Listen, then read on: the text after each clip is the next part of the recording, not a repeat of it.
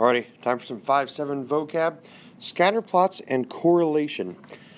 We're only kind of doing a cursory understanding of this, and there's kind of glossing over it. To do actual trend lines, that sort of thing, you need a computer, graphing calculators, and we're not getting that far into it. Just kind of introduce you to it. So first off, a scatter plot is a graph that relates two different sets of data by displaying them as ordered pairs. They might kind of look like lines, you know, if they hopefully follow a certain trend kind of thing, sort of a line. We can see an example here comparing music sales. So by year, right, by year, and the number of items sold in millions. And we can see there's a downward trend here in albums being downloaded, and apparently an upward trend, according to this, in CDs being sold. I would argue this is probably backwards, but anyway, nope, you know what? Oh, no, I read it backwards, didn't I? There we go. So yeah, albums downloaded goes up, while CDs sold going down.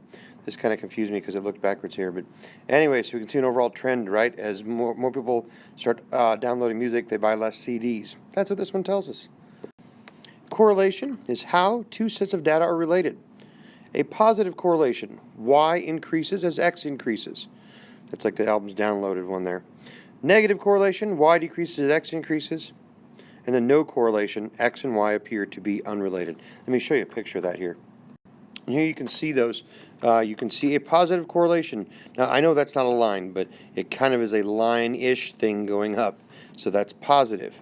Here's kind of a line-ish thing going down, negative correlation. This one, it's just all over the place. There's no correlation at all. A trend line is a line drawn near the points on a scatter plot that shows the correlation. So again, here, I notice this line doesn't hit exactly every point perfectly. In fact, this one kind of dips below here, but it's a trend line. It's a line that gives us a general idea. And the great thing with that is we can use those lines then to make predictions.